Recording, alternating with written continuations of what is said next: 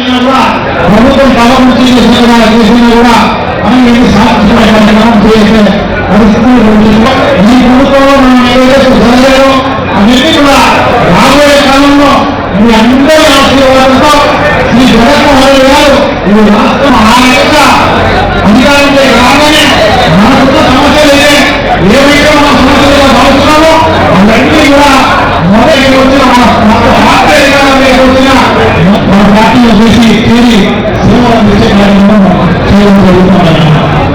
రాష్ట్ర నాయకులు తప్పకుండా ఆయన 2 నిమిషాలు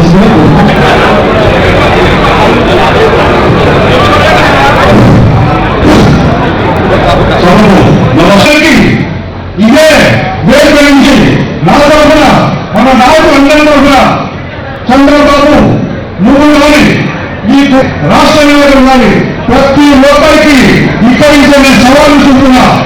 రాబోయే ఎన్నికల్లో అంటే వచ్చే ఎన్నికల సార్వత్రిక ఎన్నికల్లో ఈ రాష్ట్రానికి ముఖ్యమంత్రి అవుతారు. మనము బంధువైపోయిందన్నమాట.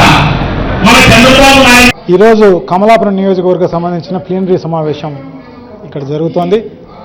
ఇక్కడ ఉన్న స్థానిక సమస్యలతో పాటు నియోజకవర్గానికి సంబంధించిన అనేక రకాలైన అపరిష్కృతమైన సమస్యలన్నీ కూడా ఉన్నాయన్నమాట. ఎందుకంటే మా కమలాపురం నియోజకవర్గం అనేది తాగేదానికి కూడా నీళ్లు లేని పరిస్థితులు ఉన్నాయన్నమాట. ఎక్కడ బోర్ వేసినా కూడా 1300 అడుగులు బోరు వేస్తే కానీ నీళ్లు పడని పరిస్థితి మా నియోజకవర్గం అంతా ఉంది. సో అటువంటి పరిస్థితిని అధిగమించాలి అంటే తప్పకుండా సోమశిల బ్యాక్ వాటర్ నుంచి కమలాపురం నియోజకవర్గానికి సంబంధించి అన్ని గ్రామాలకు నీళ్ళు ఇచ్చే కార్యక్రమం చేయాలని మనం గతంలోనే ప్రభుత్వానికి ప్రపోజల్స్ ఇవ్వడం జరిగిందనమాట. ఒక కమలాపురం వీరపాంపల్లికి సంబంధించినవి మాత్రం గండికోట నుంచి బ్యాక్ వాటర్ నుంచి నీళ్లు తాగునీటికి సంబంధించి ఇవ్వాలి అని చెప్పేసి మనం ప్రపోజ్ చేయడం జరిగిందనమాట. సో 3 ఏళ్ళు అయిపోయింది ఈ తెలుగుదేశం పార్టీ ప్రభుత్వం వచ్చి, ఇంతవరకు కూడా దానిపైన చర్యలు తీసుకునే పరిస్థితి లేదు. ఎందుకంటే దానికి డీటెయిల్డ్ ప్రాజెక్ట్ రిపోర్ట్ కూడా ప్రభుత్వానికి సబ్మిట్ చేయడం జరిగింది RWS ద్వారా అనమాట.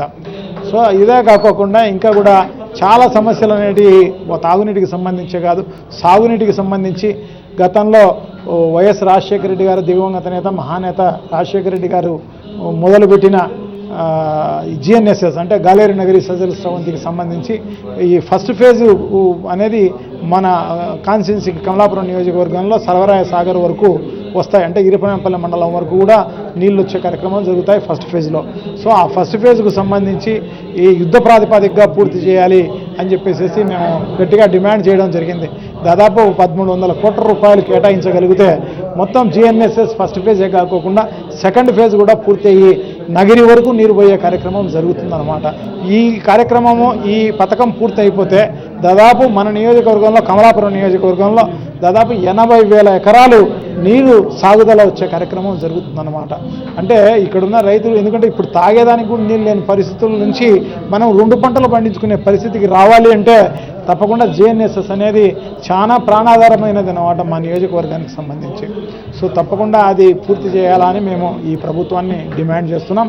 సో ఇదే కాకోకుండా మిగతా ఒల్లూరు మండలానికి సంబంధించి కూడా అన్ని చెరువులను అనుసంధానం చేస్తూ, అంటే 5 చెరువులు ఉన్నాయి, ఈ 5 పెద్ద చెరువులే అన్నమాట. సో కేసీ కెనాల్ నుంచి ఎత్తిపోతల పథకం ద్వారా ఆ ఆ చెరువులన్నింటినీ కూడా, ఎందుకంటే ఒక అంబవరం చెరువులో ఒక చెరువుని నింపగలిగితే ఎత్తిపోతల పథకం ద్వారా మిగతా అన్ని చెరువులు కూడా గ్రావిటీ ద్వారా మిగతాటిని కూడా నింపే కార్యక్రమం చేయవచ్చు అన్నమాట. సో ఈ రకంగా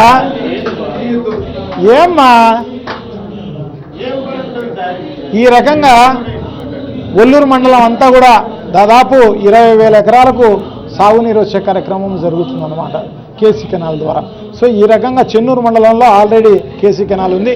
ఆ కేసీ కెనాల్కు సంబంధించి ఆధునీకరణ కార్యక్రమం అంతా కూడా యుద్ధ ప్రాతిపదికగా చేపట్టాలా అని చెప్పేసి మేమంతా కూడా డిమాండ్ చేస్తున్నాం అన్నమాట. ఎందుకంటే ఇవన్నీ కూడా ప్రపోజల్స్ అన్నీ కూడా ప్రభుత్వం దృష్టికి మొదటి 2-3 నెలల్లోనే, నేను ఎమ్మెల్యే అయిన తర్వాత మొదటి 2-3 నెలల్లోనే నేను ఇవన్నీ కూడా సబ్మిట్ చేయడం జరిగిందనమాట. అవకాశం ఉన్న మేరకు మేము అసెంబ్లీలో కూడా చర్చించేదానికి ఇవన్నీ కూడా ప్రయత్నం చేయడం జరిగిందన్నమాట. సో అయినా కూడా ఈ ప్రభుత్వానికి ఏమాత్రం చలనం లేదు. ఈ ప్రభుత్వం నుంచి 1 రూపాయి మా నియోజకవర్గమే కాదు మొత్తం ఆంధ్ర రాష్ట్రంలో ఉన్న 175 నియోజకవర్గాల్లో కూడా ఎక్కడా ఒక రూపాయి ఏ పథకానికి కూడా ఎవరికీ మేలు చేసే విధంగా ఈ ప్రభుత్వం పనిచేయలేదన్నమాట. ఒట్టి బడ్జెట్ డబ్బులు అన్నీ కూడా ఎంత ఉన్నాయో అంత కూడా జీతాలకు పోయిన తర్వాత ఉద్యోగస్తులకు మిగిలిన డబ్బులు అన్నీ కూడా చంద్రబాబు నాయుడు గారి జోబుల్లోకి, నారా లోకేష్ గారి జోబులోకి పోతున్నాయి తప్ప ఇంకా ప్రజలకు ఉపయోగపడే కార్యక్రమం లేదన్నమాట.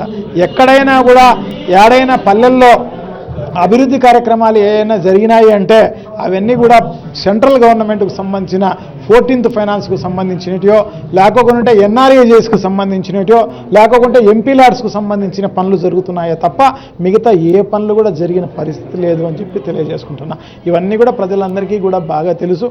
సో ఇవన్నీ కూడా నారా లోకేష్, చంద్రబాబు నాయుడు గారు ఆ రకంగా మొత్తం బడ్జెట్లో డబ్బులన్నీ కూడా కమిషన్ల రూపకంగా, లంచాల రూపకంగా వాళ్ళు తినేస్తుంటే జిల్లా స్థాయి నాయకులు, తర్వాత నియోజకవర్గ స్థాయి నాయకులందరూ కూడా ఈ ఇసుక ఎక్కడ చూసినా కూడా అమ్ముకునే కార్యక్రమం. వేరే రాష్ట్రాలలో ఒక్కొక్క లారీ దాదాపు 1,25,000 రూపాయలతోటి వాళ్ళందరూ అమ్మే కార్యక్రమం అన్నమాట. దినానికి ప్రతి సమన్వయకర్త వీళ్ళందరూ కూడా ప్రతిరోజు ఒక 100 లారీలు వీళ్ళు అమ్ముకునే కార్యక్రమం చేస్తున్నారు. అంటే కొన్ని కోట్ల రూపాయలు ఇసుకను వేరే రాష్ట్రాలకు తరలించి అమ్ముకునే కార్యక్రమం చేస్తున్నారు.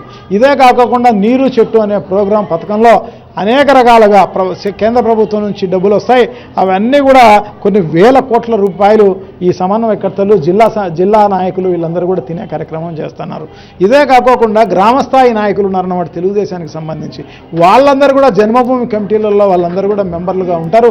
వాళ్ళందరూ కూడా పెన్షన్లు కావాలన్నా 4-5 వేల రూపాయలు లంచాలు ఇవ్వాల్సిన అవసరం ఉంది. అదే కాకుండా ఏడన్నా ఇల్లు 1వ వస్తే అవి కూడా అమ్ముకునే కార్యక్రమం చేస్తున్నారు. 10,000 రూపాయలు, 15,000 రూపాయలు ఒక ఇల్లు కావాలంటే అట్లా అమ్ముకుని లంచాల రూపంగా వాళ్ళు తీసుకునే కార్యక్రమం చేస్తున్నారు.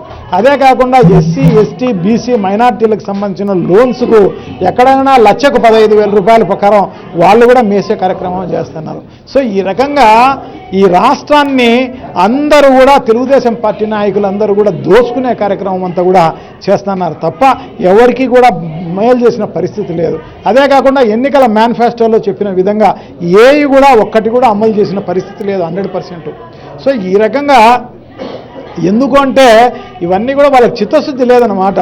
మేనిఫెస్టోలో పెట్టడం జరిగింది, అందరికీ మేలు చేస్తామని చెప్పడం జరిగింది, అన్ని కులాలను ఎస్సీ ఎస్టీలలో చేరుస్తామని చెప్పడం జరిగింది, అంటే కాపులను బీసీలలో చేరుస్తామని చెప్పడం జరిగింది, బోయలను ఎస్టీలలో చేరుస్తామని చెప్పడం జరిగింది, ఆ తర్వాత నాయి బ్రాహ్మణులను ఎస్సీలను చేరుస్తామని చెప్పడం జరిగింది.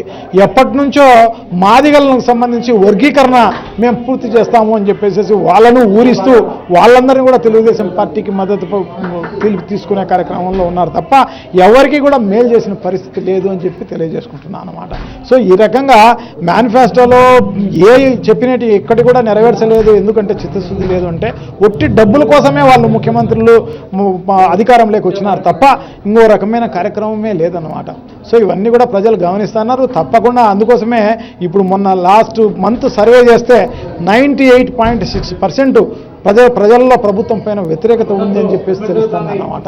సో ఈ రకమైన వ్యతిరేకత ఎందుకు వచ్చిందంటే ఏ వాగ్దానాలు అమలు చేయకపోవడమే కాకుండా అవినీతి విచ్చలవిడిగా ఈ రాష్ట్రంలో ఉన్నందువల్లనే ఈ రకమైన పరిస్థితి వచ్చింది అని చెప్పి తెలియజేసుకుంటున్నాను అన్నమాట. సో ఈ రకమైన పరిస్థితుల నుంచి బయటపడాలి. ఎందుకంటే బైఫర్కేషన్ అయిపోయిన తర్వాత ఈ రాష్ట్రం బడ్జెట్ సహకరించడం లేదు. సో తప్పకుండా మనం ఇవన్నీ కూడా ఈ రాష్ట్రాన్ని త్వరితగతంగా అభివృద్ధి చెందాలంటే ప్రత్యేక హోదా అనేది చాలా ముఖ్యంగా ఈ రాష్ట్రానికి అవసరం ఉందన్నమాట. సో దాన్ని పక్కన పెట్టేసేసి ఓటుకు నోట్ల కేసులో అధికారంలోకి రావాల్సిన అవసరం తప్పకుండా ఉందని ప్రజలందరూ కూడా గుర్తిస్తున్నారు. జగన్మోహన్ రెడ్డి ఈ రాష్ట్రానికి ముఖ్యమంత్రి అయితే రాజశేఖర రెడ్డి గారి మళ్ళీ సువర్ణ పరిపాలన మళ్ళీ ఆయన అందించే కార్యక్రమం జరుగుతుందని కూడా బాగా కూడా ఎందుకంటే పొరపాటు చేసినామని చెప్పేసి ప్రజలందరూ కూడా భావిస్తున్నారు. తప్పకుండా ఈ అధికారంలోకి వచ్చి ఎందుకంటే అటువంటి స్పందన ఉందన్నమాట. ఈరోజు మేమంతా కూడా 15,000-2,000 మందితో ఈ ప్లీనరీ కార్యక్రమం చేద్దాం అనుకుంటే ఈరోజు దాదాపు 5-6 వేల మంది ఈ ప్లీనరీ కార్యక్రమానికి రావడం జరిగిందన్నమాట. సో ప్రజలందరూ కూడా ఆ రకమైన వ్యతిరేకత ప్రభుత్వం పైన ఉంది. తర్వాత జగన్మోహన్ రెడ్డి గారి పైన విశ్వాసం అంత బాగా ఉంది కాబట్టి ఇంతటి ఉత్సాహము, ఇంతటి ఆనందము కార్యకర్తల్లో కనపడుతుందన్నమాట. ఎందుకంటే ఇదేదో మళ్ళీ 2 ఏళ్ళ తర్వాత ఎలక్షన్లు వచ్చే కార్యక్రమం కూడా లేదు. ఇదేదో ఒక దేశం ఒక ఎలక్షనే అనే నినాదంతో మోడీ గారు ముందుకు పోతున్నారు కాబట్టి నెక్స్ట్ ఇయరే ఎలక్షన్ వచ్చే కార్యక్రమం జరిగే కార్యక్రమం జరగబోతుంది అన్నమాట. సో సో ఈ రకంగా అందరూ కూడా రాబోయే ఎలక్షన్ల కోసం అందరూ ఎదురు చూసే కార్యక్రమం చేస్తున్నారు. కాబోయే ముఖ్యమంత్రి కోసం అందరూ ఎదురు చూసే కార్యక్రమం చేస్తున్నారని చెప్పేసి తెలియజేసుకుంటున్నాను అన్నమాట.